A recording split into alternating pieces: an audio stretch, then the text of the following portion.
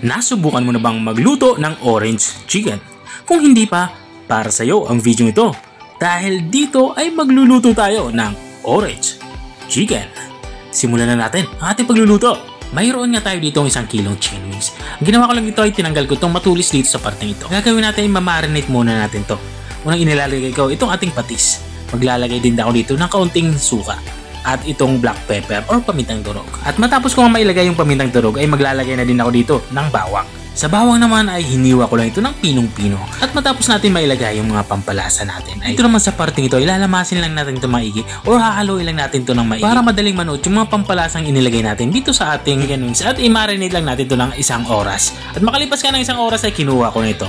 Dito naman sa parting ito maglalagay na tayo ng harina. Balik kalahating cup nga ng harina ang aking inilalagay. Para maging malutong yung ating chicken wings, maglalagay ako dito ng cornstarch at bubuhusan ko ito ng kaunting malamig na tubig. At matapos natin malagyan ito ng malamig na tubig ay hahaluin lang natin to. Ang gusto lang natin ma-achieve dito ay kumapit itong ating ginagawang butter dito sa ating chicken wings. At matapos natin mahalo ng maigi ay tatabi muna natin to. Kumuha na nga ako dito ng kawali at pinainit ko ito. At nang uminit na yung kawali ay nilagyan ko na ito ng mantika. Medyo madami ng mantika ang aking inilalagay dito dahil gusto natin i-deep fry itong ating chicken wings. At matapos nang uminit yung ating inilagay na mantika ay magsisimula na nga tayong magprito. Ang gagawin mo na isa-isa lang natin ihulog itong ating mga chicken wings dito sa ating pinainit na mantika.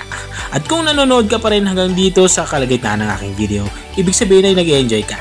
Baka pwede mo na may comment kung taga saan ka para alam ko kung hanggang saan umabot ang aking video. At balik na tayo dito sa ating nilulutong ulam. Dito nga sa parteng ito ay isa-isa ko nang binabaliktad itong ating mga pinipritong chicken wings. At kapag ganito na itsura niya ay lutong-luto na yan. Kumuha na nga ako dito ng lagayan at isa-isa nating hanguin itong ating mga napritong chicken wings. Ito pala nga ay pwede mo na itong serve. Nakakataba na. At matapos nga natin mahango lahat ng ating chicken wings ay tabi muna natin ito. At itong mantika ay babawasan lang natin. Magtitira lang tayo ng sapat para sa ating gagawing pagigisa. Dito nga ay magsisimula na ako magisa. Unang inilagay ko yung margarine. Tutunawin lang natin yung margarine dito. At maglalagay na din ako dito ng bawang. Sa bawang naman hindi natin kailangan to tustahin. Ang kailangan natin ay palabas ng bahagya yung aroma nito. At kapag ganito na itsura niya, maglalagay na tayo dito ng sweet and spicy sauce. At habang nga tayo ay nagpapatuloy sa ating pagluluto, gusto ko lang shoutout ang mga masusugid natin mga taga-subaybay. I-shoutout niya kay Sir Ronalda Banjao.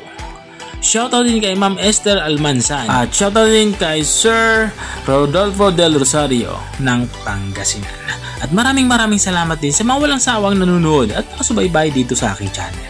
Balik tayo dito sa ating nilulutong ulam. Dito nga sa parte nito ay naglalagay na ako ng orange juice. Bali ang ginawa ko lang ay tinunaw ko lang yung isang paketeng powdered na orange juice. Kapag ganito na itsura niya, lumapot yung ating sauce na ginagawa. Ilalagay na natin itong ating prinitong chicken wings.